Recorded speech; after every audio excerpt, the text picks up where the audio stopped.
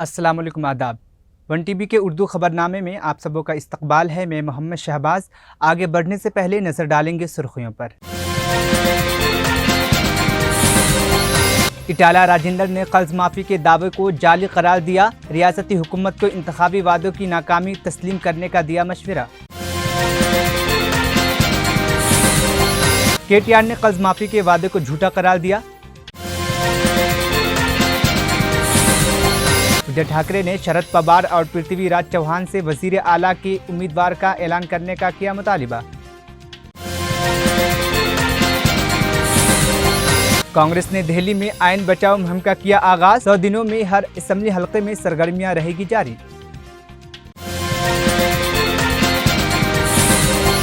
मगरबी बंगाल में डॉक्टर के कत्ल पर मुल्क भर में एहतजाज। नई दिल्ली में डॉक्टरों का वजारत सेहत व खानदानी फलाह बहबूद के सामने धरना। तुर्की के पार्लियामेंट में शदीद झगड़ा। हज़्ब इक़्तिदार और हज़्ब इख्तलाफ के अराकीन के दरमियान मारपीट। अब खबरें तफसील से। मलकाजगिरी के MP इटाला राजेंद्र ने रियासती हुकूमत के कर्ज माफ़ी के दावे को मुकम्मल तौर पर बकवास और जाली करार दिया है। उन्होंने कहा है कि हुकूमत का दावा है कि उसने 17,000 करोड़ रुपए की कर्ज माफ़ी 25 लाख किसानों के लिए मुकम्मल कर ली है, लेकिन बुनकरों के मुताबिक मुकम्मल कर्ज माफ़ी की लागत 72,000 करोड़ रुपए है। इटाला राजेंद्र ने मजीद इल्ज़ाम लगाया कि सिर्फ घटकेसर सोसाइटी में 1200 किसानों के 9 करोड़ रुपए कर्जों में से 1 रुपए भी माफ़ नहीं किया गया है। उन्होंने रियासती हुकूमत को मशवरा दिया है कि वो अपने इंतखाबी वादों को पूरा करने में नाकामी तस्लीम करे। KTR ने वजीर आला रेवंत रेड्डी के वादों पर तनकीद करते हुए कहा है कि 9 दिसंबर 2023 को रेड्डी ने एक ही बार में कर्ज माफी का वादा किया था, जिसके लिए 40,000 करोड़ रुपए की जरूरत थी, लेकिन हुकूमत ने सिर्फ 17,000 करोड़ रुपए खर्च किए हैं। उन्होंने इल्जाम लगाया कि CM कटिंग मास्टर बन चुके हैं, जिन्होंने सिर्फ 60% किसानों के कर्ज माफ किए हैं। KTR ने कहा कि BRS हुकूमत के दौरान पहली मुद्दत के कर्ज की माफी के लिए 17,000 करोड़ रुपए की लागत आई थी। उन्होंने कहा कि BRS हुकूमत ने कर्ज माफी और रेती बंधु के लिए 1 लाख करोड़ रुपए दिए। उन्होंने कहा कि मौजूदा हुकूमत ने रेतु भरोसा के तहत 11,400 करोड़ रुपए अदा करने से बच गए। KTR ने इस पर रेवंत रेड्डी के खिलाफ धोखाधड़ी का मुकदमा दर्ज कराने का मुतालबा किया और कहा कि राहुल गांधी भी इस धोखे को समझ चुके हैं। वुमेन्स कमीशन के नोटिस का जवाब देते हुए KTR ने अपने तफसरों के लिए माजरत की और सवाल किया कि क्या Revanth Reddy senior leader P Savita Indira Reddy से माफी मांगेंगे। మాట ఇచ్చి డిసెంబర్ 9 నాడే 2 లక్షల రుణమాఫీ అని చెప్పి చేసిన అతి పెద్ద మోసం ఈ రుణమాఫీ. ఒక దారుణమైన దగ, ఒక మాయ. రైతన్నలతో ఒక క్రూరమైన పరిహాసం ఆడిన మరి పరిస్థితి ఈరోజు కాంగ్రెస్ పార్టీది. ఒక మాటలో చెప్పాలంటే అడ్డగోలు ఆంక్షలు, అర్థం లేని షరతులు, కొర్రీలు, కూతలు, కోతలు, మొత్తంగా చెప్పినట్టయితే అన్నదాతలను నిండా ముంచిన పరిస్థితి ఈ రుణమాఫీ ద్వారా. అర్హులైన రైతుల్లో కనీస సగం మంది కూడా కాలేదు. ఇక్కడ మొదటి విషయం మీకు చెప్పాల్సింది, రుణమాఫీ అని ప్రతిపాదన పెట్టినాడు ఎక్కడ స్టార్ట్ అయింది స్టోరీ ఇది? రేవంత్ రెడ్డి గారు కాంగ్రెస్ పార్టీ ఎన్నికలకు ముందు ఏం చెప్పారు? డిసెంబర్ 9 నాడు వీడియో మీరు అందరూ చూసే ఉంటారు, మళ్ళీ చూపెట్టి నేను మీకు బోర్ చేయను, సోషల్ మీడియా అంతా తెలుసు. డిసెంబర్ 9 నాడు ఒకటే రోజు ఒకటే సంతకంతో అర్జెంటుగా 2 లక్షల రుణమాఫీ చేస్తా అని చెప్పింది రేవంత్ రెడ్డి. ఒకే సంతకంతో సింగిల్ స్ట్రోక్లో. రెండో మాట ఏమన్నారు ఆయన? నిన్న మొన్నటిదాకా కేసీఆర్ గారు ₹1,00,000 రుణమాఫీ ఏదైతే చేసినారో ఆ రుణమాఫీ పొందిన వాళ్ళు కూడా మీరు అర్జెంటుగా బ్యాంకుకు పోండి, వెంటనే 2 లక్షలు తెచ్చుకోండి, నేను వస్తున్నా, డిసెంబర్ 9 నాడు రుణమాఫీ చేస్తున్నా అని చెప్పిందే రేవంత్ రెడ్డి గారు.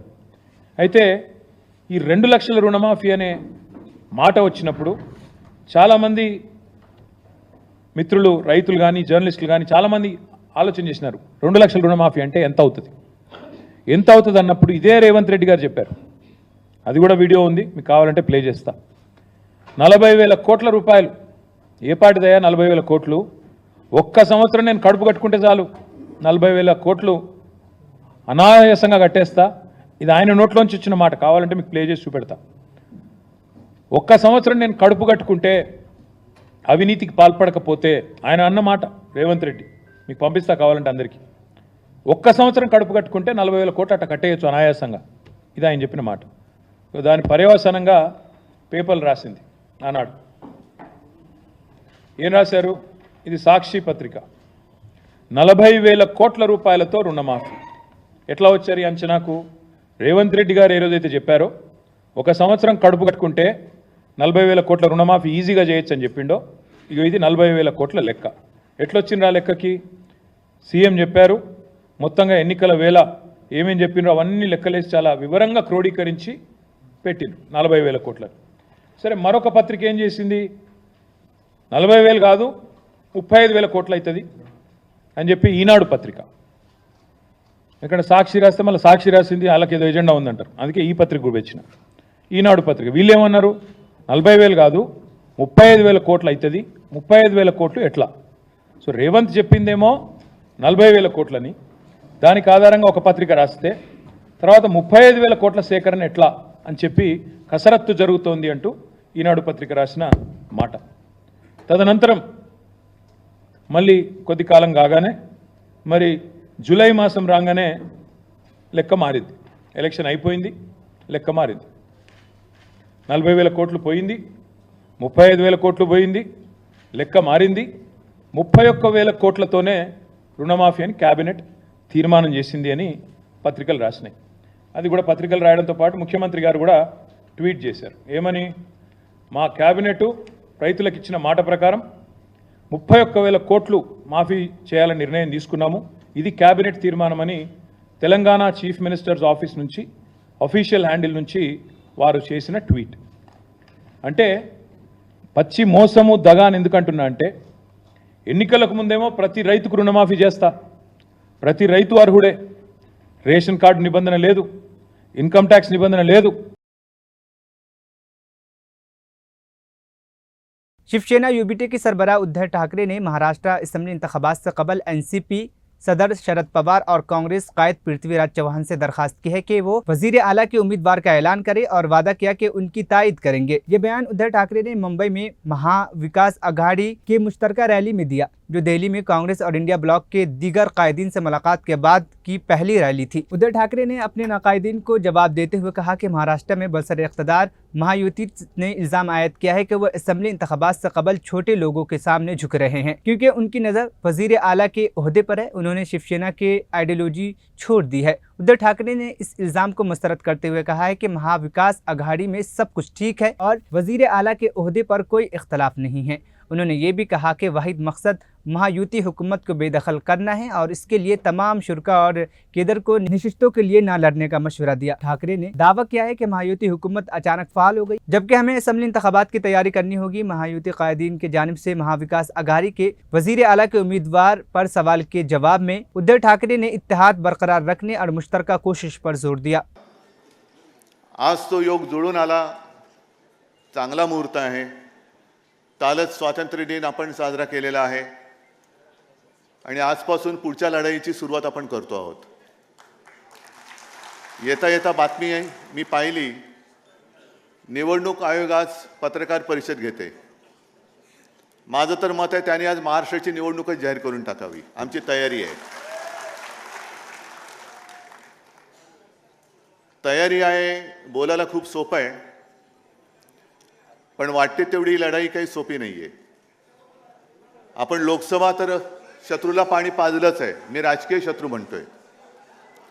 लोकसभेची निवडणूक ही संविधानाच्या रक्षणाची लढाई होती, लोकशाहीच्या रक्षणाची लढाई होती.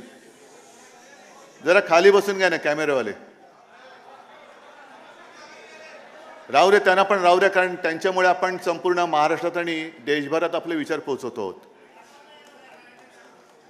ठीक आहे, जरा बसून घ्या. आताची लढाई आहे ही महाराष्ट्र धर्म रक्षणाची आहे. महाराष्ट्राची अस्मिता, महाराष्ट्राची संस्कृती आणि महाराष्ट्राचा स्वाभिमान जपण्याची ही लढाई आहे. जे महाराष्ट्र लुटायला आलेले आहेत, मध्ये मी माझ्या कार्यकर्त्यांसमोर बोललो होतो की लढाई लढायची तर कशी लढायची, अशी जिद्द पाहिजे, एक तर तू राहशील ना तर मी राहीन, या जिद्दीने लढाई लढली पाहिजे. फक्त हे तू राहशील किंवा मी राहीन हे आपल्या तिघात किंवा आपल्या मित्रपक्षात नको. नाहीतर काँग्रेस राष्ट्रवादीला बोलते, राष्ट्रवादी आम्हाला बोलते, आम्ही आणखीन कोणाला बोलतो, एक तर तू राहशील ना तर मी राहीन. नाही, आपण मिळून जे महाराष्ट्र लुटायला आले त्यांना आपण विचारतोय प्रश्न आणि त्यांना सांगतोय की एक तर तू राहशील ना तर मी राहीन, होऊन जाऊ दे.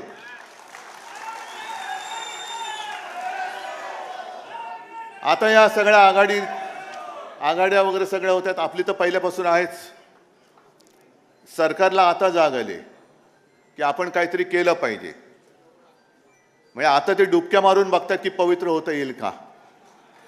मग रक्षाबंधनामध्ये ते स्वतःचे फोटो छापतायत, सगळीकडे स्वतःचेच फोटो छापतायत. तुम्हाला जे काय आज मी बोलवलेलं आहे, आम्ही सगळ्यांनी बोलवलेलं आहे, पुढच्या ज्या काही गोष्टी करायच्या त्या तुम्हाला करायच्या आहेत. आम्ही तर आहोतच. पहिल्या प्रथम आपण सर्वांनी एक शपथ घेतली पाहिजे की कोणत्याही परिस्थितीत मी किंवा महाराष्ट्राचं हित, माझ्यापेक्षा महाराष्ट्राचं हित आम्ही जपू. मला उमेदवारी मिळाली नाही मिळाली तरी चालेल, पण यांना खाली खेचू. आणि साहजिकच आहे, आपल्यात काड्या घालणारी लोक आहेत, युतीमध्ये बसलेत. त्यांच्या मुख्यमंत्री पदाचा चेहरा कोण? उद्धव ठाकरे होणार का आणखीन कोण होणार? मी आज सगळ्यांसमोर स्वच्छ सांगतो की पृथ्वीराजजी तुम्ही आलात, पवारसाहेब तुम्ही आलात, तुम्ही आत्ता तुमच्यापैकी कोणाच्याही मुख्यमंत्री पदाचं जाहीर करा. उद्धव ठाकरेचा त्याला पाठिंबा असेल, या जाहीर करा. कारण मुळामध्ये मी माझ्यासाठी लढतो ही भावना माझ्यात नाही आहे. ज्या क्षणी मी मुख्यमंत्रीपद सोडलं ते पुन्हा जे काही लढतो मी माझ्या स्वार्थासाठी नाही लढत, माझ्या महाराष्ट्राच्या स्वार्थासाठी लढतोय. आणि आजपर्यंत कोणाची हिंमत झाली नव्हती, ती यापुढे सुद्धा होणार नाही. महाराष्ट्राला झोकवण्याची जो हिंमत करतो त्याला आम्ही गाडून टाकतो. ह्या इतिहासाची पुनरावृत्ती आम्हाला करायची आहे, गाडून टाकू आम्ही त्याला. त्याच्यामुळे हे जे काय चाललंय, मुख्यमंत्री कोण होणार करा, आत्ता जाहीर करा, या सगळ्यांच्या समोर जाहीर करा. आणि मी तुम्हाला पाठिंबा देतो की नाही ते होऊ द्या, सगळे चॅनेलवाले करून टाका जाहीर. मुख्यमंत्री कोण होणार आम्ही बघू, काय करायचं ते आम्ही नाही. पण आणखीन पुढचा धोका सांगतो. जो अनुभव आम्ही भाजपच्या युतीत घेतलेला आहे त्या अनुभवाची पुनरावृत्ती नको आहे मला.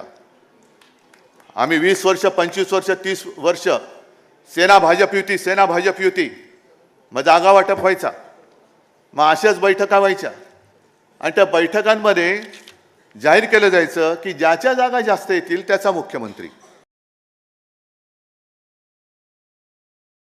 पेरिस ओलंपिक्स से वापसी के बाद ओलंपियन विनेश फोगाट का दिल्ली हवाई अड्डे पर सैकड़ों लोगों ने पुरजोश इस्तकबाल किया, जिसमें ओलंपिक मेडलिस्ट पहलवान साक्षी मलिक, पहलवान बजरंग पुनिया और कांग्रेस एमपी दीपेंद्र हुड्डा शामिल है. उन्होंने इनका शानदार इस्तकबाल किया. एयरपोर्ट से निकलते हुए विनेश ने कहा, मैं खुदकिस्मत हूँ. उन्होंने मज़ीद कहा, जिंदगी एक जिद्दोजहद है और हमारी लड़ाई अभी ख़त्म नहीं हुई है. कांग्रेस के रहनुमा शशि थरूर ने इससे कबल एक पोस्ट में लिखा, इससे आगे सब ढेर है, ये छोरी बब्बर शेर है. Vinesh Phogat welcome to home. इसके साथ ही कांग्रेस ने अपने सोशल मीडिया हैंडल पर लिखा, विनेश फोगाट मुल्क का फख्र है. विनेश के सामने हर तमगे का रंग फीका है. आज मुल्क के लोग खुले दिल से उनका इस्तकबाल कर रहे हैं.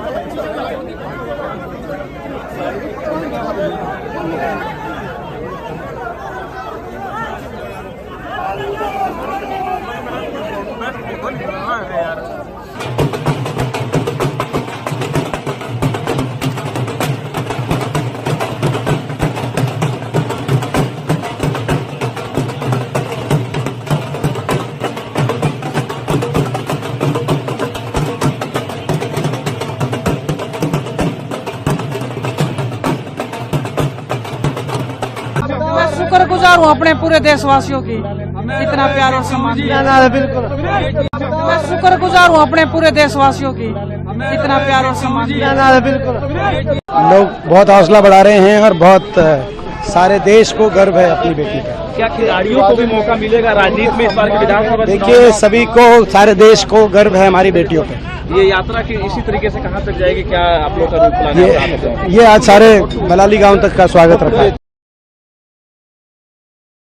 कांग्रेस ने कौमी राजधानी दिल्ली में आयन बचाओ मुहिम शुरू की है, जो दिल्ली के हर असेंबली हल्के में 100 दिनों तक जारी रहेगी और इसका इख्तिताम 26 नवंबर को तालकटोरा स्टेडियम में एक बड़े तकरीब के साथ खत्म होगा। कांग्रेस ने लोकसभा इंतखाबात 2023 में आयन की हिफाजत को एक अहम मसला बनाकर बीजेपी के आयन मुखालिफ अज़ाइम की निशानदेही की थी, जिसकी वजह से कांग्रेस और इंडिया इत्तेहाद को आवाम की जानिब से हिमायत मिली और उनकी सीटों में इजाफा हुआ। अब कांग्रेस इसी बयानिया को असेंबली इंतखाबात में भी आगे बढ़ाएगी और आइन की हिफाजत को अपने इंतखाबी एजेंडे का मरकज बनाएगी। कि किस प्रकार से 100 दिन में पूरे देश भर के अंदर संविधान रक्षक अभियान को ये पूरे देश के अंदर लागू करेंगे।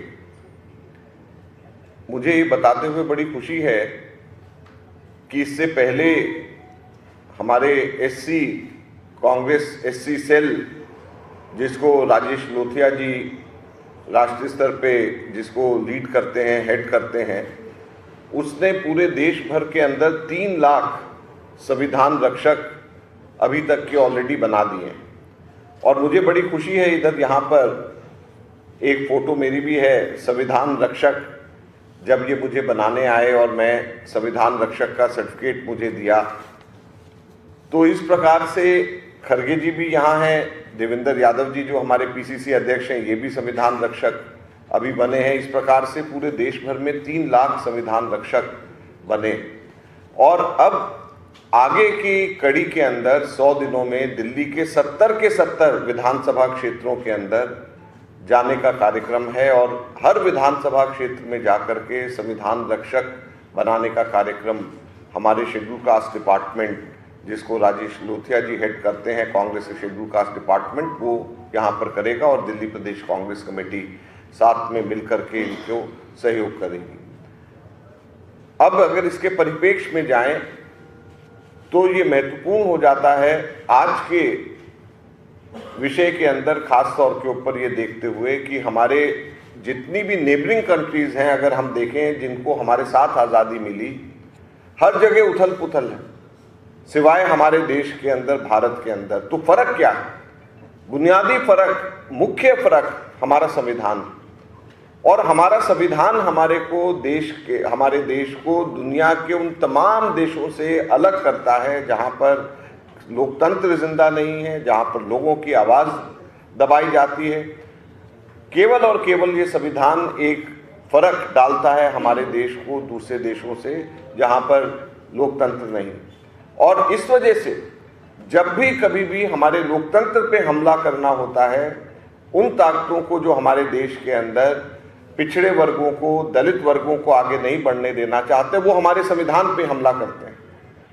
और हम लोगों ने ये देखा है कि 2 चुनाव लगातार जीतने के बाद में, इस चुनाव से पहले किस प्रकार से भाजपा के नेता लगातार बयानबाजी करते थे कि हम ये चुनाव जीत करके संविधान में बदलाव करेंगे। संविधान में बदलाव करने से 2 मकसद उनके पूरे होते थे। लोकतंत्र के ऊपर, लोकतंत्र की नींव पर हमला वो कर रहे थे और साथ में जो संविधान ताकत देता है, बराबरी की ताकत देता है हमारे देश के अंदर पिछड़े वर्गों को, हमारे दलित वर्गों को, जो उत्पीड़ित वर्ग हैं उन लोगों को, उस बराबरी को वो लोग दूर करना चाहते थे। तो आज मुझे बड़ी खुशी है कि मैं इसके लॉन्च का हिस्सा यहाँ पर मैं बना हूँ। और ये संविधान जो भारत का संविधान है, मैं समझता हूँ कि ये हम सब लोगों के लिए एक ऐसा मंत्र है जिसकी रक्षा हम सब लोग अपनी जान को भी आगे रख करके करेंगे।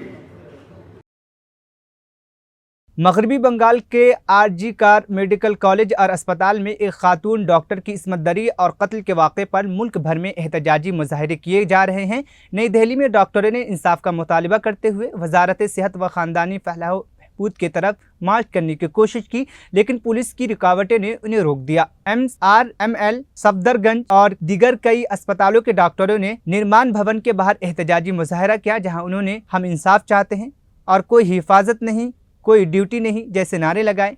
एहतजाज के 5वें रोज़ तमाम मुतबादिल खदमात मुअत्तल कर दी गई, जबकि इमरजेंसी सर्विस और OPDs जारी रही।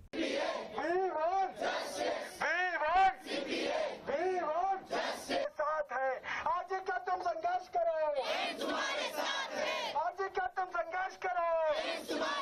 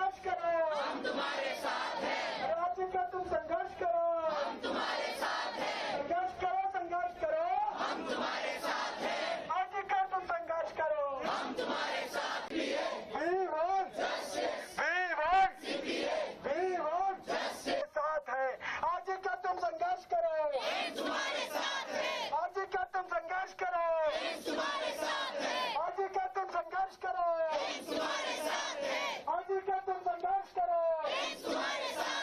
आज का तुम संघर्ष करो, अरे we want we want we want we want we want we want we want देखो, अरे आवाज दो, अरे आवाज दो, अरे आवाज दो, बहन हम शर्मिंदा है, बहन हम शर्मिंदा है, अरे बहन हम शर्मिंदा है, अरे बहन हम शर्मिंदा है, अरे बहन हम शर्मिंदा है,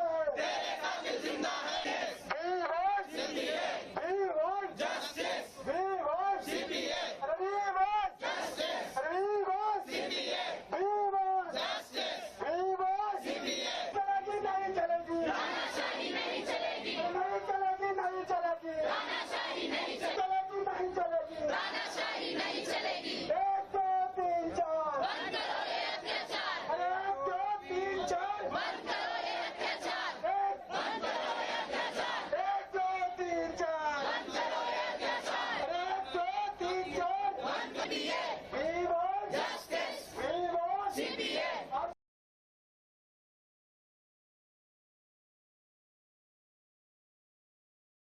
नेशनल कॉन्फ्रेंस के नायब सदर उमर अब्दुल्ला ने श्रीनगर में एक प्रेस कॉन्फ्रेंस के दौरान कहा कि असम्बली इंतखाबात के लिए किसी पार्टी के साथ इत्तेहाद के इम्कानात काफ़ी कम हैं। उन्होंने इस बात का भी यकीन दिलाया कि नेशनल कॉन्फ्रेंस इलेक्शन लड़ने के लिए पूरी तरह तैयार है। उमर अब्दुल्ला ने जम्मू कश्मीर में असम्बली इंतखाबात कराने के फैसले को खुश आइंद करार देते हुए कहा कि इलेक्शन कमीशन ऑफ इंडिया के कम से कम वक्त में इंतखाबात कराने के फैसले की रोशनी में इत्तेहाद के इम्कानात कम हैं।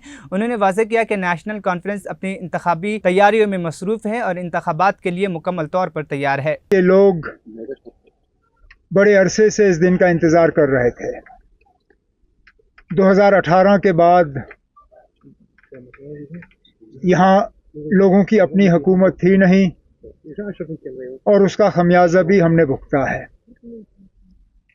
आज चलिए देर आए दुरुस्त आए, इलेक्शन कमीशन के तरफ से 3 फेजेस में इंतखाबात के तारीख का ऐलान हो चुका है और बड़ी जल्दी से जो है ये शेड्यूल जो है समाप्त होगा। शायद 87-88 के बाद ये पहली मर्तबा है कि इतने कम अरसे के अंदर और इतने कम फेजेस में इलेक्शन जो हैं जम्मू कश्मीर में कराए जा रहे हैं। जाहिर सी बात है कि पॉलिटिकल पार्टीज़ के लिए ये एक नया तजुर्बा होगा, लेकिन मैं नेशनल कॉन्फ्रेंस के तरफ से इतना ही कह सकता हूँ कि हम पहले से ही इस दिन की तैयारी में लगे हुए थे और बिल्कुल फौरी तौर हम अपना इलेक्शन का सिलसिला जो है वो शुरू कर लेंगे। इसके साथ साथ इलेक्शन कमीशन ऑफ इंडिया की तरफ से अभी जो मैं उनका प्रेस कॉन्फ्रेंस सुन रहा था, उन्होंने फ्री और फेयर पोल्स पे बहुत जोर दिया। उन्होंने सिक्योरिटी को लेके किसी तरह की पॉलिटिक्स नहीं होनी चाहिए उसका जिक्र किया। तो मैं फौरी तौर इलेक्शन कमीशन से गुजारिश करना चाहता हूं, हम उन्हें एक चिट्ठी भी भेज रहे हैं आज कि लगातार पिछले 24 घंटे में जो बेशुमार यहाँ ट्रांसफ़रें हुई, इलेक्शन कमीशन को उनका फौरी तौर जायज़ा लेना चाहिए। इतने सारे अफसर अचानक ट्रांसफ़र किए जाना, हमें तो शक है कि ये हुकूमत, दिल्ली की जो हुकूमत की पार्टी है बीजेपी, उन्हीं का लगाया हुआ लेफ्टिनेंट गवर्नर है यहाँ पे। बीजेपी को मदद और बीजेपी को फ़ायदा और उनके जो सहयोगी बी टीम, सी टीम, डी टीम है यहाँ पे, उनको मदद पहुँचाने के लिए ये ट्रांसफ़रें कराई गई हैं। इलेक्शन कमीशन ऑफ इंडिया की तरफ से फौरी तौर इन ट्रांसफ़रों पे जो है उनको इनका नोटिस लेके उन्हें एग्ज़ामिन करना चाहिए और जो ट्रांसफ़र्स उनके गाइडलाइन से बाहर हैं उनको रोक दिया जाना चाहिए। और इसी के साथ साथ जो पिछले 1-2 साल में मेन स्ट्रीम पॉलिटिकल पार्टीज़, खासकर वो जिन्होंने बीजेपी और बीजेपी के एजेंडा की मुखालफत की, हम लोगों की जो सिक्योरिटी कम की गई है, कुछ ऐसे लोग हैं जिनकी सिक्योरिटी पूरी तरह से पिछले दिनों विड्रॉ की गई, फौरी तौर इलेक्शन कमीशन के तरफ से इसमें ऑर्डर दिया जाना चाहिए और मेन स्ट्रीम जो non BJP allied political parties हैं उनकी सिक्योरिटी जो है फौरी तौर रिस्टोर की जानी चाहिए। बाकी इलेक्शन के हवाले से जो बातें करनी होगी आगे आगे तो आप लोगों से बड़ी मुलाकातें होंगी तो बात करते रहेंगे। बताइए ना, यहाँ से शुरू करते हैं फिर यहाँ तक पहुँच जाएंगे। लेकिन अब जहाँ तक मेरे अपने इलेक्शन लड़ने का सवाल है, हालांकि मैं अभी भी अपनी जगह ये मानता हूँ कि मैं इलेक्शन लड़ना नहीं चाहता हूँ। हकीकत ये है कि तंजीम के अंदर से और बहुत मेरे ऊपर दबाव बना हुआ है।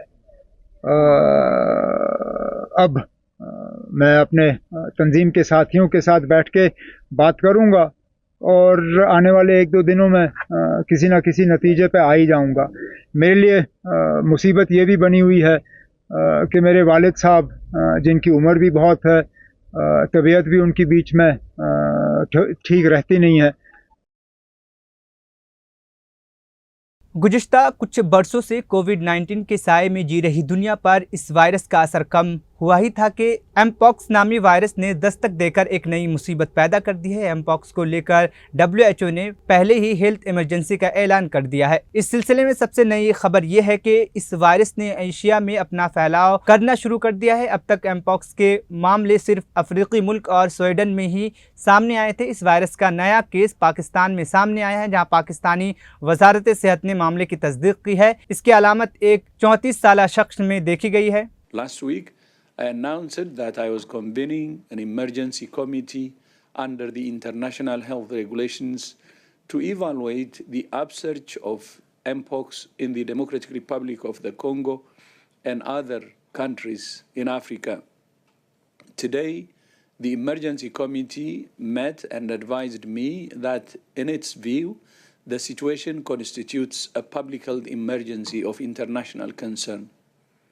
I have accepted that advice.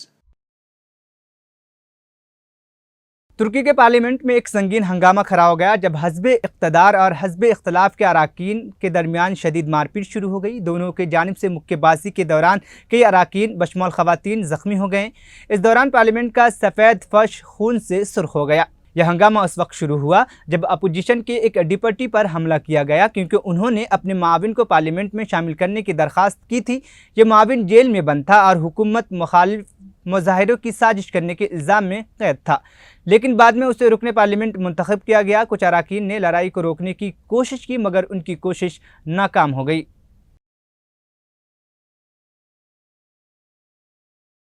आखिर में सुर्खियाँ एक बार फिर। इटाला राजेंद्र ने कर्ज माफ़ी के दावे को जाली करार दिया। रियासती हुकूमत को इंतखाबी वादों की नाकामी तस्लीम करने का दिया मशवरा।